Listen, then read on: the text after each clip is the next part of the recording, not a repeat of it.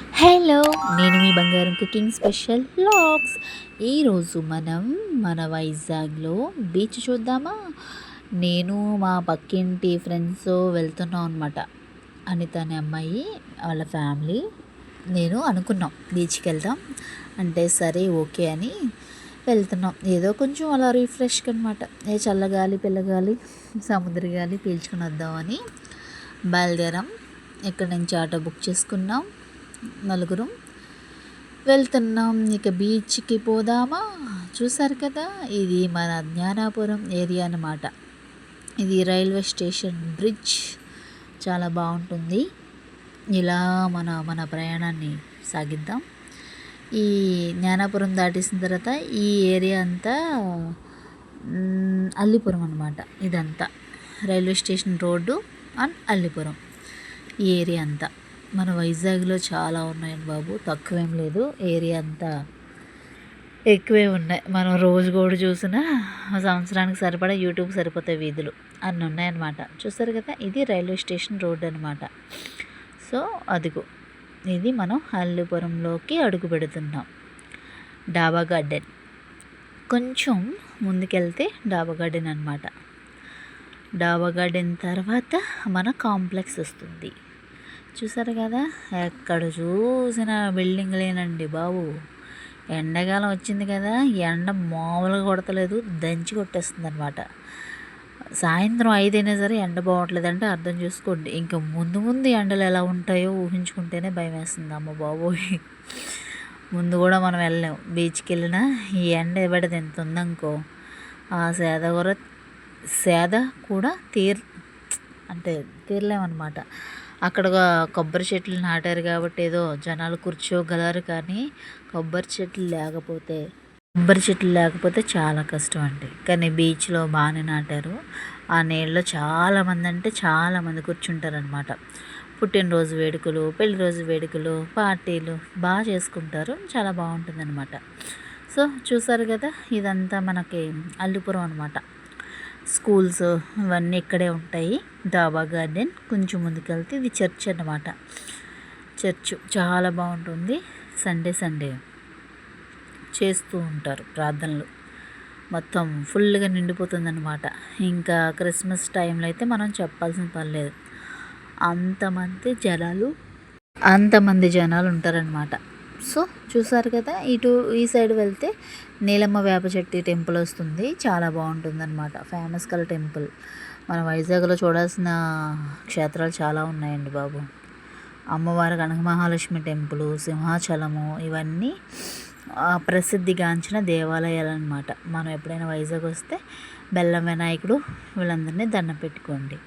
So ఇది చూసారు కదా, ఇదే మన కాంప్లెక్స్ అనమాట. మన వైజాగ్ సిటీ అతిపెద్ద బస్ది కాంప్లెక్స్. మొత్తం ఏ ఊరు ఎక్కడి నుంచి వెళ్ళాలన్నా మనకి ఇక్కడే అనమాట స్పాట్. ఇది డాబా గార్డెన్. ఇలా కొంచెం మనం ముందుకు పోతే ఇంకా ఏరియాలు వస్తూ ఉంటాయి.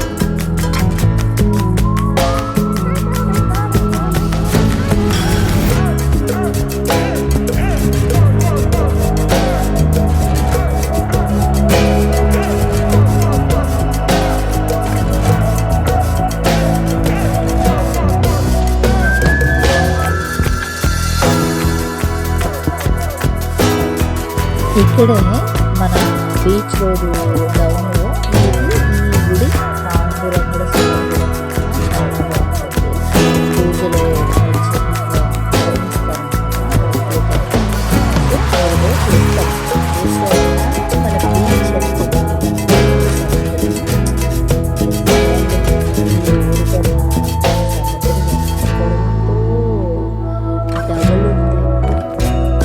ఆహా, ఏమి ఆనందంగా ఉంది వర్షం పడినప్పుడు కానీ ఏమైనా ఫంక్షన్స్ జరిగినప్పుడు కానీ సరైన ఆడియో రిలీజ్ అన్నీ ఇక్కడే జరుగుతాయండి. చాలా బాగా జరుగుతాయి. ఈవెంట్స్ అలాంటివి బాగా చేస్తారు. ఎర్లీ మార్నింగ్ వాకింగ్ చేస్తారు, ప్రశాంతంగా కూర్చుంటారు.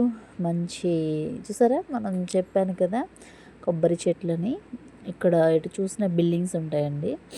ఇక్కడ మనం కొనాలంటే కోట్లు ఉండాలి, కోట్లు అంత కాస్ట్ ఉంటాయి. చూసారా ఈ కొబ్బరి చెట్లు, ఇక్కడ చిన్న చిన్న గాజులు ఇవి అమ్ముతున్నారు. ఎక్కువ ఇక్కడ మురుమిచ్చిరి బాగా దొరుకుతుందన్నమాట. అన్నీ కాస్ట్ ఎక్కువ అండి. మీరేమన్నా చేసుకోవాలనుకుంటే ఇంటి నుంచి చేసుకుని పట్టుకెళ్ళడం మంచిది. డబుల్ రేట్లు ఉంటాయి. ఇంటి నుంచి పట్టుకెళ్ళిపోయి మార్నింగ్ వెళ్ళిపోయి చక్కగా మధ్యాహ్నం అక్కడ తినేసి కొద్దిసేపు రెస్ట్ తీసుకుని వస్తే చాలా హాయిగా మనిషి ప్రశాంతంగా ఉండి బాగుంటుందండి. బీచ్ అంటే ఓ లెక్క గోవా బీచ్ కన్నా బాగుంటుంది.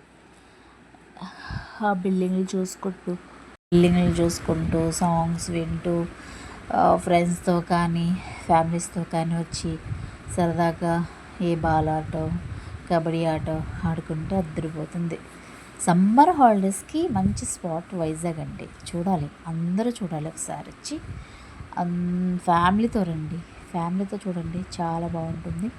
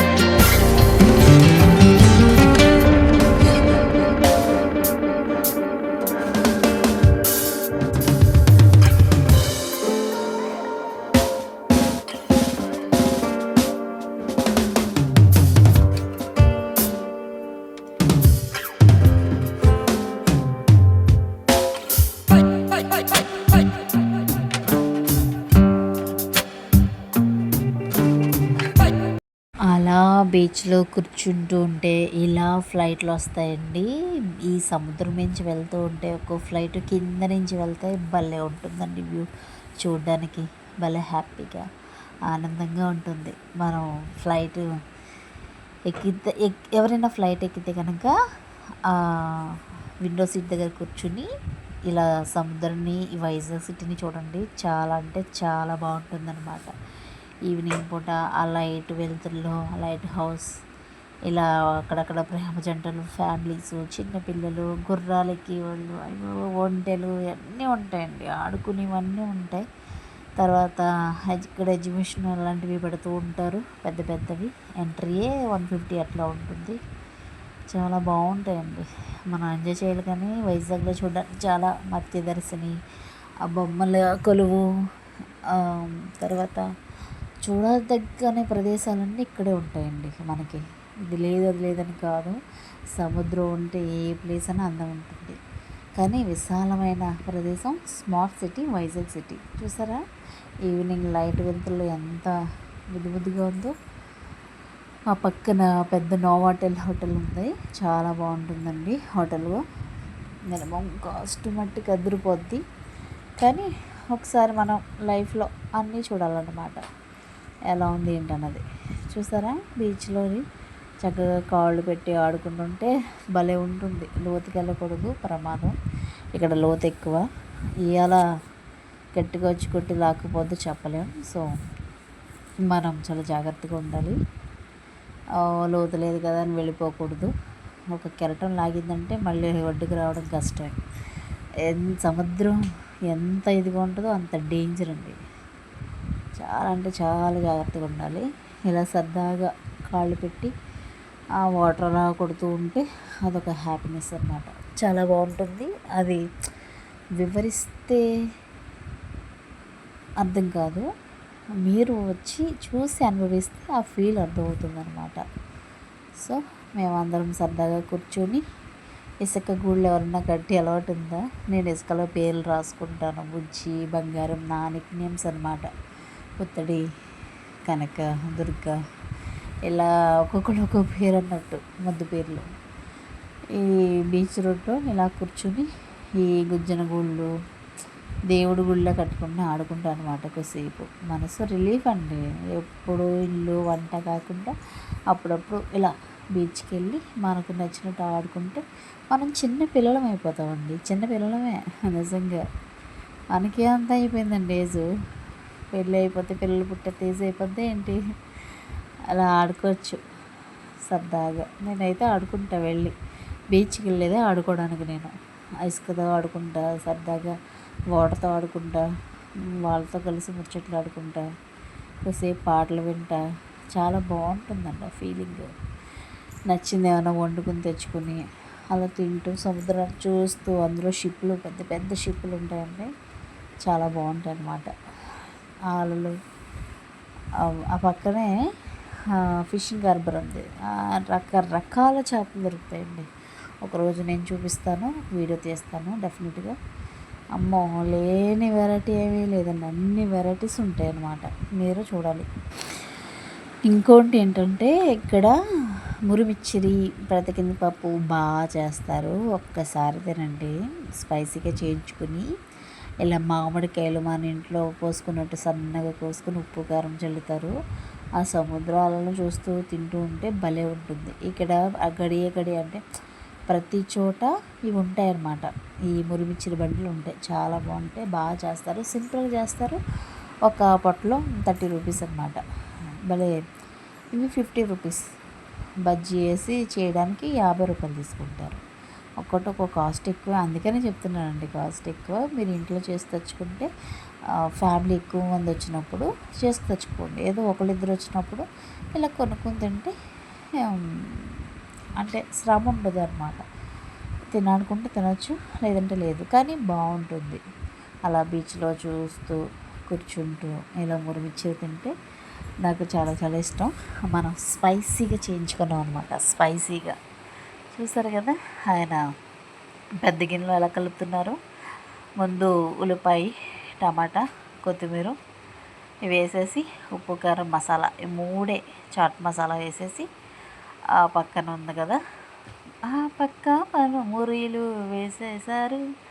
మంచిగా తిప్పేశారనమాట. గిరగిర తిప్పేసి ఒక స్పూన్ వేసి నాకు ఇచ్చేసారు. నాకే నేనే తీసుకుని స్పైసీగా అలా కూర్చుని తింటూ బీచ్ను చూస్తూ, ఆహా ఏమి ఆనందం అండి. దొరుకునా ఇటువంటి అట్లా చిల్ అనమాట, చిల్.